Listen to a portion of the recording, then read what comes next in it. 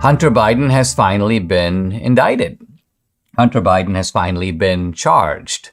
And yet, this is not something that should bring about immediate cheers and hurrahs on our side because, well, there's something a little off about it. Let's back up. Hunter Biden was being investigated by the Delaware attorney David Weiss. Now, David Weiss has been sometimes called a Trump appointee, but he is, in fact, a Biden guy. He's been part of the Delaware legal structure for a long time. He has dealings with the Justice Department. He also has ties with the Biden operation.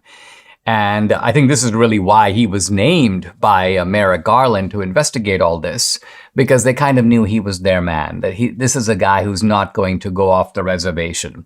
He offered a kind of sweetheart deal to Hunter Biden, basically saying that Hunter Biden would plead to a couple of tax charges. He would avoid any kind of incarceration or prison. And they would, in a separate agreement, drop the gun charge against Hunter Biden. And the judge, Marianne Norielka, looks at this and goes, "What is this? There are all kinds of people who are sitting in prison because they're people who lied when they were asked about when you buy a gun. They ask you, are you a felon? Are you on drugs? Are you taking any illegal substances?" And Hunter Biden was like, no, even though he was addicted to crack cocaine at the time. So flat out lying on more than one occasion and on more than one form. And yet they were like, yeah, we're going to drop this. We're not going to make anything of it. And we're going to, in a sense, by the point of Hunter Biden pleading guilty on the tax charges was that they would agree not to prosecute him on anything else. So in other words, this is really a protection scheme for Joe Biden. But the judge kind of blew it up. And so David Weiss is now forced into a corner because the judge was basically saying, what is this? You know, you're supposed to be an independent prosecutor, and you're acting as if you're on the side of Hunter Biden. And in fact, he is.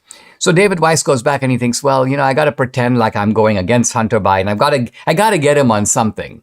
And so he comes up with an ingenious idea, probably in conjunction with the Merrick Garland people. So this is how these crooks all work together.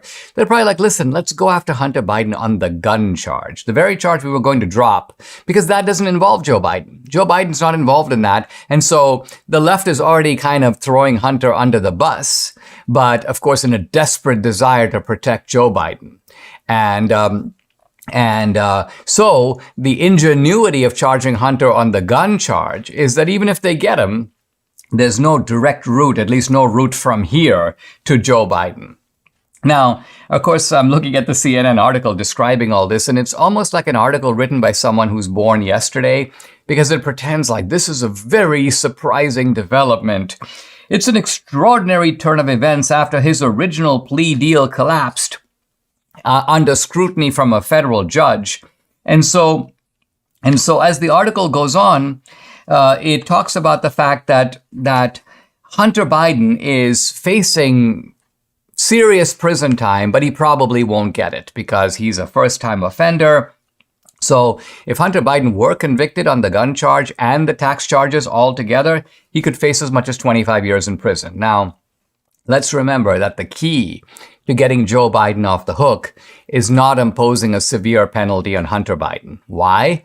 Because if Hunter takes the full rap for Joe Biden's crimes and the crimes of the Biden family, and Hunter goes to prison for a long time while his uncle, James Biden, and his other uncle, Joe Biden's brother, Frank Biden, are living high on the hog, Biden is enjoying his multiple homes, Hunter's going to be like, wait a minute, why am I the guy paying the price? I'm going to rat out on these other guys to get a lesser penalty. So they don't want that.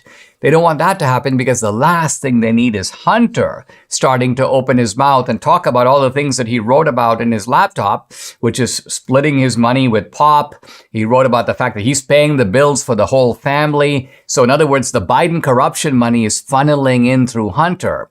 By the way, there's an interesting post today by Peter Schweitzer, and he goes, listen, why are we pretending as if any kind of bribery scheme somehow must involve Joe Biden personally? The business partners must have talked personally to Joe Biden. If Joe Biden was involved in the scheme, that's all you need to know, because a bribery scheme, and he goes on to recite the definition of the statute, talks about the fact that if you are either directly or indirectly involved in a scheme to extort money or a scheme to collect money for corrupt purposes, in this case, selling public influence, that is the very definition of bribery.